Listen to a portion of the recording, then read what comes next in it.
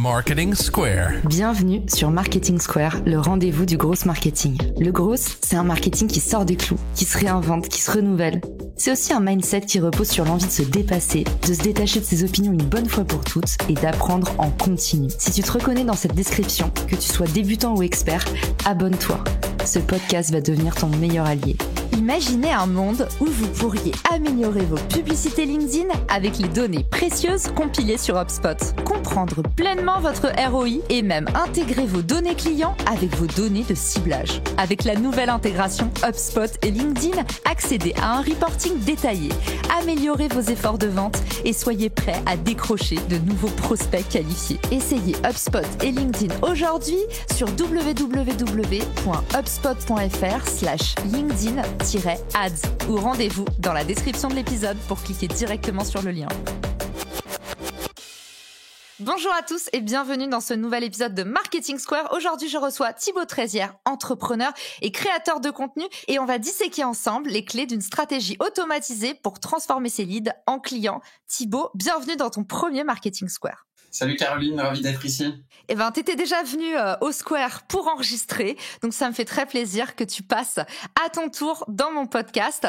Aujourd'hui, c'est une méthode un peu pratique qui s'adresse à tous les entrepreneurs, tous les marketeurs. Est-ce qu'il y a des exceptions à la méthode que tu vas nous dévoiler aujourd'hui ? Je pense pas, parce que je pense qu'on peut faire des stratégies automatisées aussi bien quand on est un solopreneur qu'une TPE, PME ou un grand groupe. Je ne pense pas que ça change quelque chose. Ok, donc là, c'est une méthode en plus qui est non technique. On va parler de CRM, qui sont des outils qu'on utilise habituellement pour pouvoir agréger les données de ses clients, voir un peu qui se balade sur son site, tout ça. Mais de 0 à 77 ans, on peut quand même appliquer cette méthode. Vous allez voir, c'est facile, c'est simple. Et quels sont les résultats à en attendre, Thibaut ? Le CRM, je trouve que c'est une bonne tactique aujourd'hui pour faire de l'acquisition de prospects, puisque depuis toujours, on a plutôt tendance en fait à mettre la pub sous les yeux de quelqu'un et à lui dire achète. Aujourd'hui, il faut être un peu plus subtil. Je recommande beaucoup des stratégies de lead magnet où on va offrir un cadeau, un guide qui peut s'appeler par exemple les 5 étapes pour arriver à faire ceci, 5 hacks pour obtenir plus de résultats sur telle ou telle chose. Et donc, ces stratégies-là où on prend juste à la base un email pour ensuite envoyer du contenu avec de la valeur et convaincre sur 3, 4, 5, 6 points de contact, je trouve que ça fait de plus en plus sens. Alors ce mot, cette expression, apporter de la valeur, moi j'ai toujours trouvé que c'était un peu nébuleux.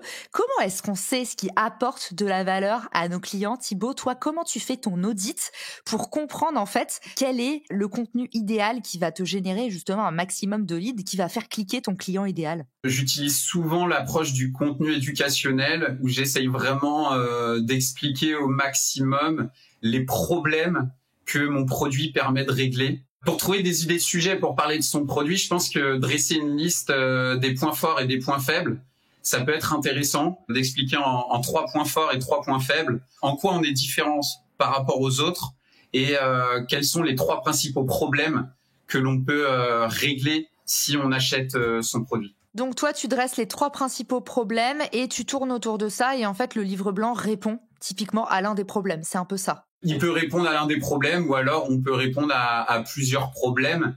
Dans le livre blanc, j'essaye de pointer les douleurs que peut ressentir le client et montrer que mon produit va le soulager de ses douleurs, va lui permettre de pouvoir régler ses problèmes simplement, facilement et rapidement. Moi, un petit outil que j'utilise, que je trouve pas mal, c'est Answer the Public. Tu as aussi Answer Socrate, qui sont 2 sites que je vous indiquerai dans la description de l'épisode, qui permettent, à partir d'une thématique donnée, par exemple, si je tape partenariat, parce que je travaille dans le partenariat, ou Thibaut dans la prospection, qui vont nous permettre de trouver toutes les recherches corollaires qui sont tapées sur Google. C'est un petit peu l'extension de, vous savez, quand vous tapez dans la barre de recherche Google, on vous met autre recherche. Ça, déjà, j'ai toujours trouvé que c'était un super outil gratuit pour aller justement trouver quelles sont les questions les plus fréquentes autour de sa problématique. En utilisant ces 2 sites, vous allez pouvoir démêler un maximum de problématiques de la part de vos clients qui sont tapées dans la barre de recherche de Google. Donc, ça veut dire que c'est tout autant de problématiques qui potentiellement n'ont pas encore trouvé réponse. Donc, à vous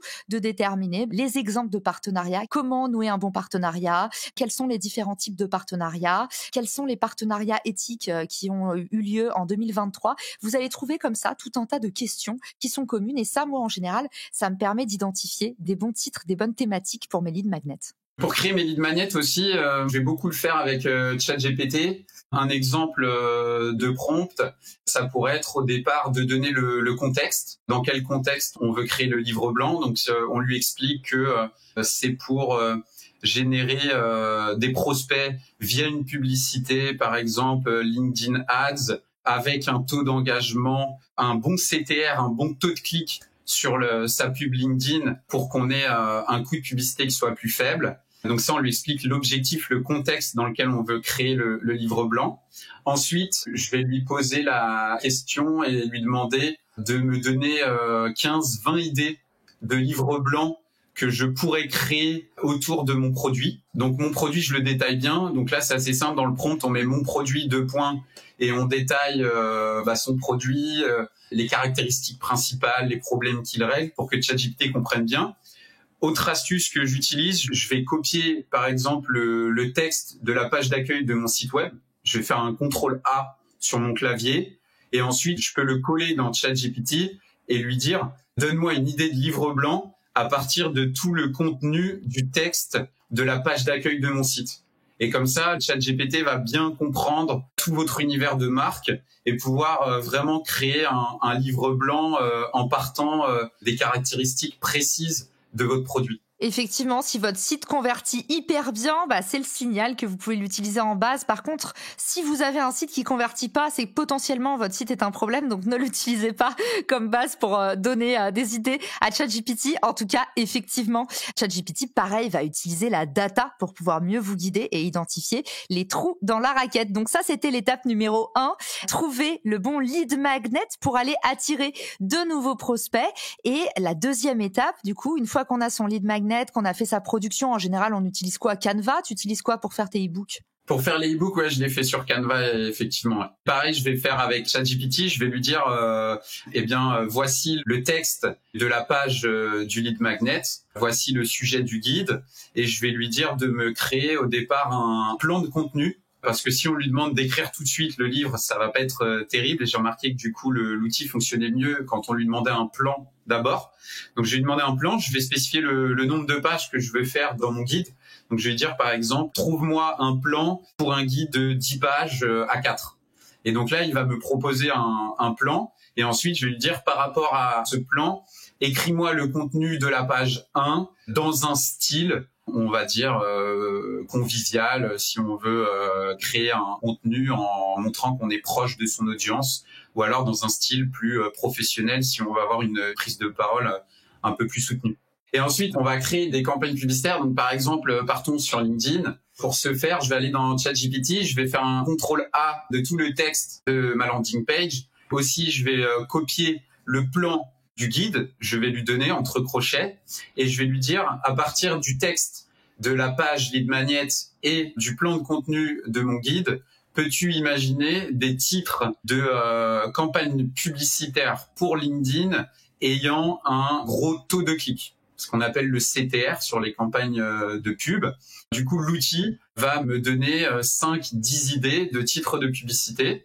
Ensuite, je vais lui demander de me donner une quinzaine d'idées de description pour la publicité. Et pour la partie image, je vais aller le faire soit sur Canva, soit sur Midjourney, mais plus généralement sur Canva, puisque là, les outils en IA vont être moins adaptés pour faire une ambiance guide. Et donc, sur la création publicitaire, il faut être très direct, il faut pas tourner autour du sujet. Si on veut acquérir des emails sur notre page de lead magnet, il faut clairement dans la pub dire que on propose le téléchargement d'un guide gratuit et il faut pas essayer de donner envie avec des espèces de raccourcis ou de penser que en intéressant le prospect, il va vouloir cliquer pour en savoir plus. Non, faut être très précis. Le titre de la pub, généralement, ça va être télécharge le guide et accède immédiatement. Il faut créer cette impression d'authenticité puisque ce qui va pousser l'utilisateur à cliquer sur la pub,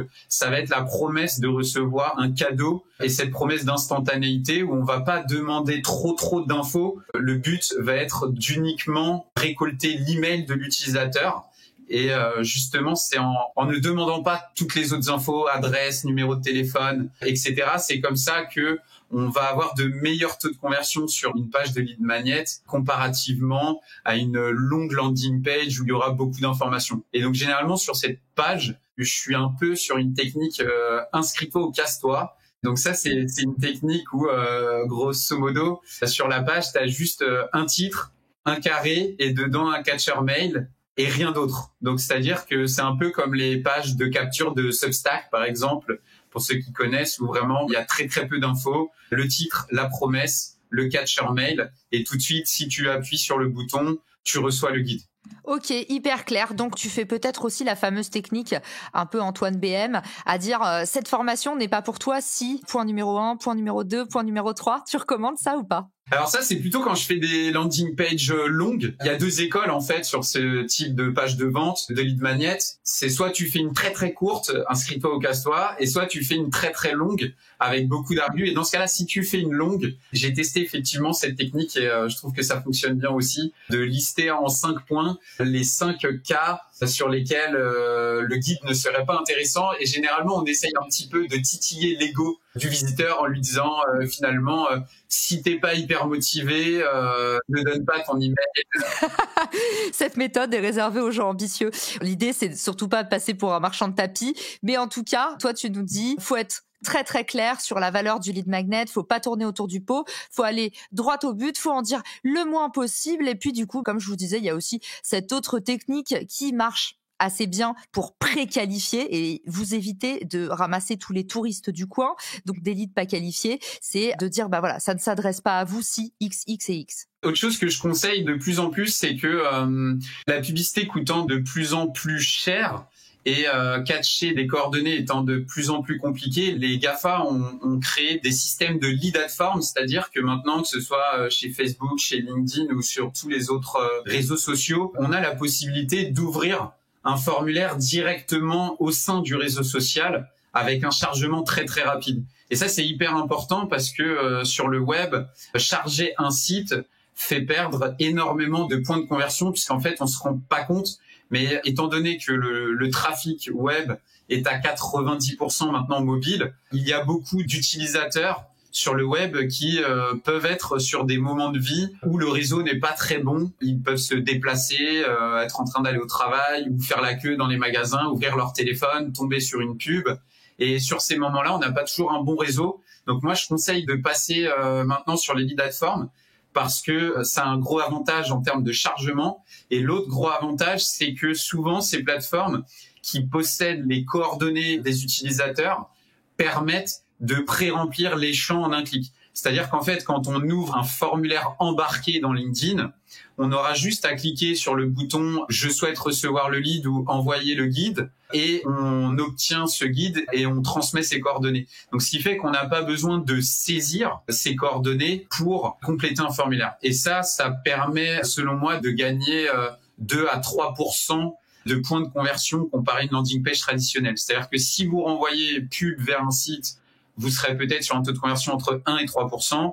Si vous faites un formulaire embarqué, un lead ad form, vous pouvez être plutôt entre 2,5 et 5%. Ok, hyper clair. Et du coup, c'est quoi l'étape d'après? Une fois qu'on a créé, produit son lead magnet, une fois qu'on a créé sa campagne pour le diffuser, est-ce qu'on peut déjà aller siroter un verre en terrasse? Donc l'étape suivante pour moi c'est de lancer un A/B test puisque quand on lance une campagne de pub, généralement moi je vais recommander de lancer 3 lignes de campagne publicitaire et de faire donc un ABC test. Quand on lance 3 lignes de campagne, il faut que vos approches de lead magnet soient complètement différentes. Moi je vais tester des choses complètement différentes parce que si on teste des choses trop proches, on risque de pas vraiment se rendre compte de si une approche est vraiment gagnante par rapport à une autre. Et souvent, quand on fait des tests au départ et qu'on ne sait pas encore si on est rentable, on va pas dépenser assez de budget pour que les statistiques soient vraiment efficaces. Donc, je recommande un ABC test avec des approches complètement différentes. Je recommande de faire le test sur à peu près 1000 visiteurs par page. Donc, on va dire test A, on crée une pub, on envoie 1000 visiteurs. On crée une campagne de publicité B qui renvoie vers la page B, on envoie 1000 visiteurs. On crée une 3e campagne de pub C qui renvoie vers un lead magnet, une page C, avec 1000 visiteurs. Quand on a acheté 3000 visiteurs, À ce moment-là, on regarde les datas et on mesure le taux de conversion. Et donc, le taux de conversion, c'est simple. Si sur 1000 visiteurs, on a par exemple 10 personnes qui ont converti, on va être sur un taux de conversion de 1%. Si on a 50 visiteurs sur 1000 qui ont converti, on va être sur un taux de conversion de 5%. Et donc, c'est vraiment cette donnée qui va nous permettre de mesurer la performance d'une campagne. En plus des données du CRM qu'on va ensuite plugger avec ces données-là, puisque évidemment, parfois, on peut avoir des leads qui sont pas chers, mais de très mauvaise qualité. Et à l'inverse, on peut avoir des leads beaucoup plus chers, mais dont on se rend compte que le taux de conversion en vente, ensuite, va être bien meilleur. Et donc, il faut faire aussi attention à ne pas toujours faire la course au lead le moins cher. Clairement. Et toi, Thibaut, justement, tu as une agence qui fait du contenu, donc tu as un peu le nez dans le moteur là-dessus. Quand on dit cher, pas cher, ça peut sembler un peu absolu comme notion. C'est quoi les fourchettes moyennes que tu observes, grosso modo, hein, parce que ça dépend encore une fois, et tu nous as dit en plus ça dépend de la qualité du lead, mais qu'est-ce que tu peux observer en moyenne sur les campagnes que tu lances ? Moi, historiquement, sur mon métier d'agence, donc nous, on faisait vraiment pub, page de vente. On essayait de vendre directement. Et maintenant, du coup, je suis complètement sur ces techniques de lead magnet. Ce que je remarque qui fonctionne assez bien en ce moment, au-delà des livres blancs, ce sont des pages où, en fait, on offre une vidéo gratuite. Et donc, en fait, on met une photo, une screenshot d'une vidéo de présentation de son produit ou de son service. On va dire tout simplement à l'utilisateur, donc c'est image. Je mets 3-4 bullet points avec les informations principales que la personne va apprendre si elle me donne son mail et que je lui envoie la vidéo. Et donc la personne, elle donne son mail et automatiquement, je vais envoyer un mail en lui envoyant une vidéo gratuite par email entre 10 et 20 minutes. Et en fait, l'intérêt, c'est que quand la personne, elle est sur un réseau social, elle a souvent un taux d'attention qui est hyper faible, puisque sur le mobile, le taux d'attention moyen, il va être de 6 secondes, alors que quand elle remplit un lead magnet, et qu'on lui envoie un mail, quand elle est sortie de ce réseau social et qu'elle est vraiment sur son application de mail, on va pouvoir obtenir beaucoup plus d'attention. Et donc, pour moi, c'est le bon moment pour lui présenter son service en vidéo. Offrir une vidéo est une technique en ce moment qui fonctionne bien. En termes de prix, sur ces techniques de vidéo offerte, on peut être sur des coûts par lead entre, on va dire, 50 centimes le lead et 10 euros. Et sur des guides, on va être à peu près aussi dans les mêmes prix. En fait, l'approche j'offre une vidéo ou j'offre un guide ou autre chose, des conseils, ça va vraiment dépendre là de votre industrie, de votre produit et de votre thématique. Il n'y a pas vraiment de recette miracle. Et plus en général votre lead magnet est appétissant, offre de la valeur, vous avez investi dessus, il y a un beau branding, plus en général le coût d'acquisition il baisse parce que votre contenu fait la différence, donc les gens se jettent dessus. Donc voilà pourquoi c'est vraiment important d'investir sur un beau contenu d'appel et pas faire cette économie pour mettre plus de budget pub derrière, parce que malheureusement c'est un peu le serpent qui se mord la queue. C'est quoi l'étape d'après, Thibaut, une fois qu'on a lancé son ABC test sur 1000 visiteurs et qu'on a compris que après on allait un petit peu faire évoluer les formats. Celui qui fonctionne le mieux, vous le dupliquez, vous en faites un autre. Celui qui fonctionne le moins bien, vous l'arrêtez, vous sortez autre chose. On a compris un petit peu qu'on allait avancer comme ça. Mais derrière, qu'est-ce qu'on peut mettre en place à la fin du tunnel, entre guillemets ? Ensuite, quand la personne elle donne son email, ce qui peut être vraiment intéressant, c'est de lui poser 3, 4, 5 questions pour qualifier son besoin. Donc généralement, on fait 3 questions avec 3 réponses multiples. Sur ces questions, je recommande de mettre des réponses cliquables. C'est-à-dire que les utilisateurs, si on leur pose une question et qu'on leur demande d'écrire, on est déjà dans un tunnel qui crée un peu plus de friction, qui peut créer de l'abandon et de la déperdition d'utilisateurs. Et donc, pour avoir des bons taux de conversion, il faut plutôt être sur une question assez simple, assez courte, avec 3 réponses possibles, et que la personne, elle ait juste à cliquer sur une des 3 réponses. Et donc là, typiquement, si on est une TPE, PME, par exemple, si on fait du B2B, qu'on vend d'entreprise à entreprise, une des premières questions qu'on peut poser, c'est quel est votre poste dans la société, pour savoir si c'est un décideur ou si c'est quelqu'un qui est plutôt un manager ou si c'est plutôt un chef de produit qui est en train d'étudier une nouvelle solution. Ça nous permet ensuite au niveau du CRM d'adresser ces personnes différemment. Si c'est un décideur, on va peut-être se dire ah bah tiens, lui ça vaut le coup que je l'appelle. Deuxième question, en B2B, je demanderais la taille de la société, puisque ça peut influencer la façon aussi d'adresser son prospect. Donc là, typiquement, je mettrais, tu as une entreprise de 0 à 10 salariés, 10 à 50 ou par exemple plus de 50. Ça dépend un peu du marché que vous ciblez, mais je le ferai comme ça en 3 fourchettes. Et ensuite, sur la dernière question, je lui demanderai les raisons pour lesquelles il a souhaité télécharger ce guide ou pour laquelle il souhaite consulter la vidéo si on est sur une approche vidéo gratuite, de sorte à pouvoir pointer le doigt sur sa problématique principale et ensuite lui envoyer du contenu gratuit par email qui pourrait l'aider à régler cette problématique. J'adore, mais alors du coup, tu nous dis 5 questions pour qualifier le lead. On sait que on peut à tout moment perdre le poisson. Est-ce que c'est des champs facultatifs ou tu les rends obligatoires? Alors, il y a 2 techniques qui fonctionnent bien. Soit on peut prendre tout de suite l'email et après poser les questions. Comme ça, au début, on se dit, bon, j'ai l'email et si la personne, elle n'a pas forcément envie de continuer, finalement, je l'adresserai quand même. J'aurai pas les champs de qualification et j'aurai pas de détails sur sa demande. Ça fonctionne. Sinon, l'inverse aussi fonctionne assez bien, de poser 5 questions et ensuite de lui demander ses coordonnées. Moi, généralement, si on est sur un lead magnet où on veut ensuite récolter un email pour adresser avec des newsletters personnalisés, là, je recommanderais de faire email d'abord et ensuite question.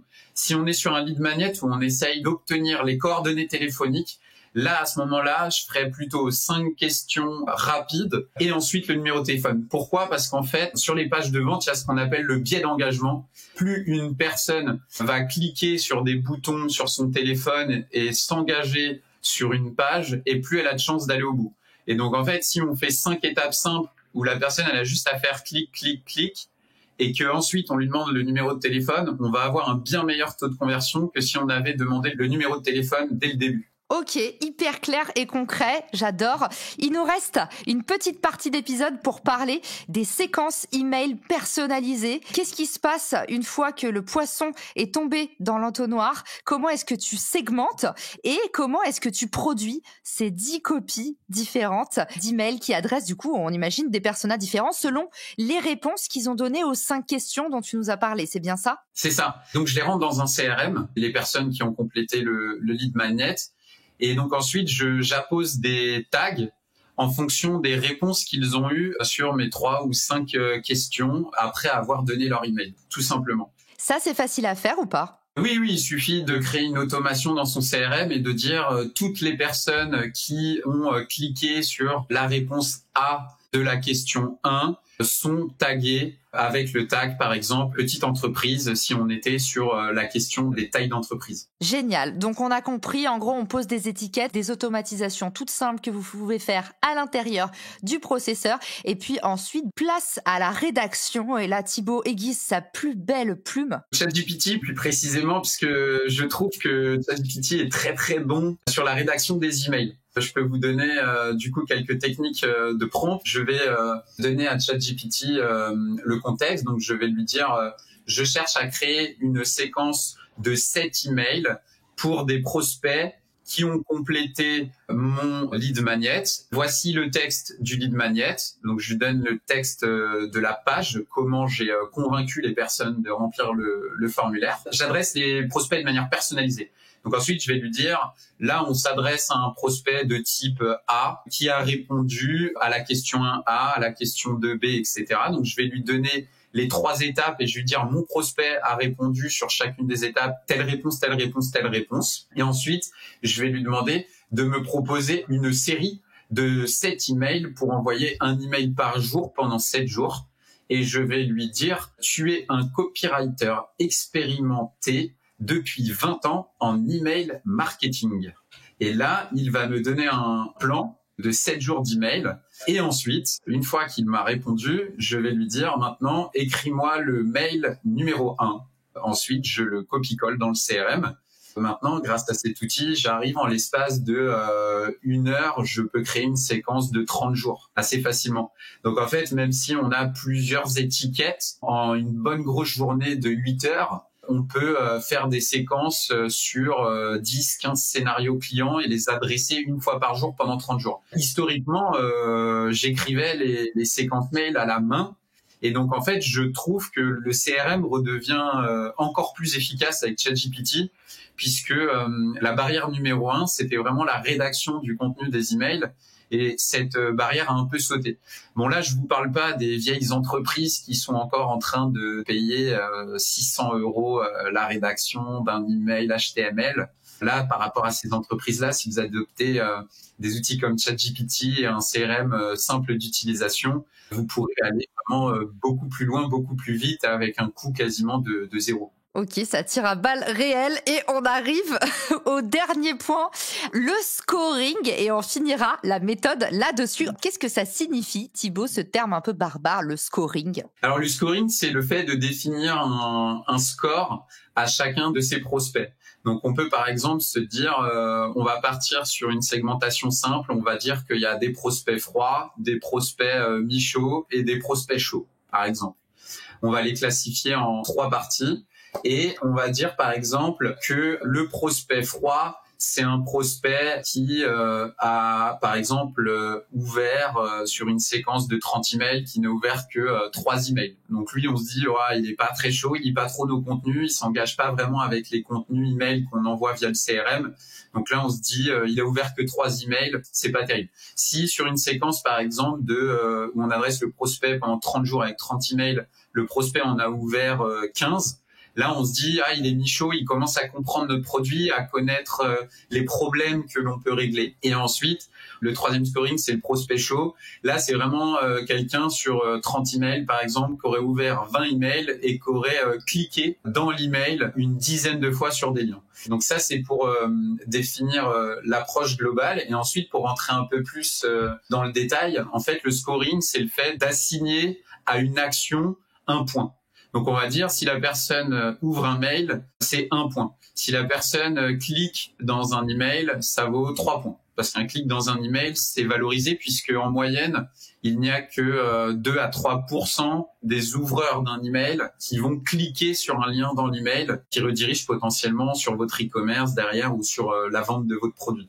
Et dernier point, on peut dire que, par exemple, on peut ajouter après un peu plus de granularité. Si on a un email, par exemple, et que dans le bas d'email, on met par exemple des liens vers nos réseaux sociaux, on peut dire, tiens, une personne qui a cliqué sur un de nos réseaux sociaux, ça vaut 2 points parce que elle a vraiment voulu se renseigner et aller consommer des contenus de la marque, peut-être en vidéo sur Instagram ou peut-être sur LinkedIn, sur un flux de posts du fondateur, par exemple, si c'est une société incarnée. Et donc, par rapport à ces points, chaque prospect dans son CRM va avoir un score. Donc, il y en a qui auront un score de 5, d'autres de 10, d'autres de 30. Et ensuite, on va définir des actions en fonction de ce score. Et donc, si on est une entreprise en B2B qui, dans son tunnel de vente, a pris la décision de le découper en 2 parties, c'est-à-dire d'un côté des personnes qu'on appelle des setters qui appellent pour programmer un rendez-vous, et de l'autre, les commerciaux qui vont plutôt, eux, passer plus de temps avec le prospect, l'appeler en fixant une heure précise dans l'agenda du prospect, pour qu'il soit vraiment disponible et prêt à écouter les arguments de l'entreprise. Souvent, on va diviser comme ça en 2 parties. Et c'est via le scoring qu'on va définir quand est-ce que le setter appelle pour bloquer un rendez-vous et quand est-ce que le commercial appelle pour aller conquérir un prospect. Ok, hyper clair. Et pour ça, pas besoin de technique, on peut aussi le faire très facilement. Oui, donc maintenant, tous les CRM vont gérer le scoring de lead. Moi, j'utilise souvent HubSpot. Par exemple, il suffit d'aller dans les paramètres de scoring et de dire une ouverture de mail égale 1 point. Ça marche à peu près comme ça sur tous les CRM. Ok, d'établir ces règles. Et du coup, est-ce que tu peux nous partager, Thibaut, tu as un maximum de campagnes derrière toi, c'est quoi les très bons résultats à en attendre? Est-ce que tu as des coups d'éclat? Sur la partie scoring, oui, clairement, quand on fait un lead magnet et qu'on récolte le numéro de téléphone d'un prospect, je me suis rendu compte que c'était pas du tout rentable d'appeler tout le monde. Si on mobilise son call center ou ses commerciaux pour appeler tous les leads, on va vraiment avoir des commerciaux qui se démotivent et qui ont au bout du fil souvent des prospects pas forcément très intéressés. À l'inverse, si on met en place ce système de scoring et qu'on appelle seulement une fois qu'on est certain que le prospect a déjà ouvert le mail sur les valeurs de marque, le mail sur la présentation de l'offre ou le mail sur l'offre promotionnelle du moment. On sait que les commerciaux vont être beaucoup plus motivés et avoir des prospects beaucoup plus intentionnistes, prêts à passer à l'action sur le produit. Et donc ça, les coups d'éclat, oui, sont souvent autour du fait d'appeler, de bien cibler qui on appelle pour ne pas démotiver les équipes. Merci Thibaut de nous avoir partagé cette masterclass. Il nous reste un ultime point, un peu la cerise sur le gâteau. Alors le dernier point, pour moi, c'est vraiment le retargeting. C'est la grosse différence sur le web par rapport aux boutiques physiques, puisque dans la vie de tous les jours, quand un piéton rentre dans sa boutique et qu'il ressort, on n'a pas la possibilité de savoir qui il était pour ensuite le cibler avec une publicité. Et ça, je trouve que c'est vraiment un des éléments les plus intéressants sur le digital et qui le rend assez unique. C'est vraiment que quand quelqu'un rentre dans votre boutique, visite votre site web ou arrive sur votre page de capture lead magnet, on a la possibilité, via les cookies ou les tracking serveur à serveur, de pouvoir identifier l'utilisateur de façon anonyme. Donc, on ne sait pas qui il est, son nom, son prénom, son adresse.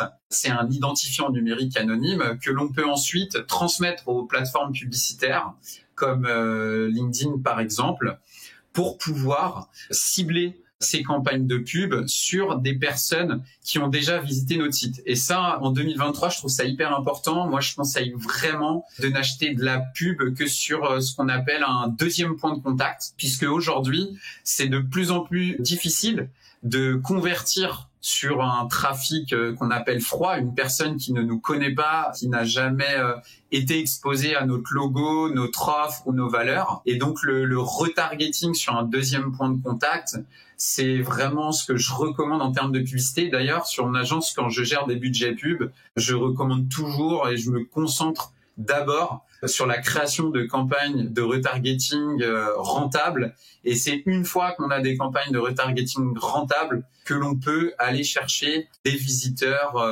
en trafic froid qui seront sur des coûts potentiellement un peu plus élevés. Ok, merci Thibaut de nous avoir partagé cette masterclass. On récapitule les différents points. Tu nous as dit point numéro 1, on imagine et on produit un lead magnet.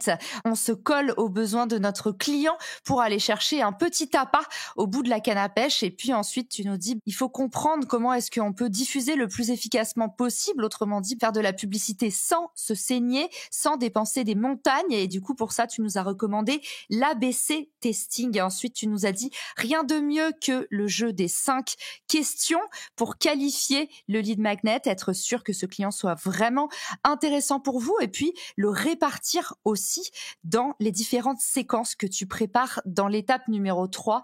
Du coup, 10 emails personnalisés que tu as directement pondus grâce à ChatGPT. Tu nous dis pas besoin de faire grand chose au final avec le bon prompt.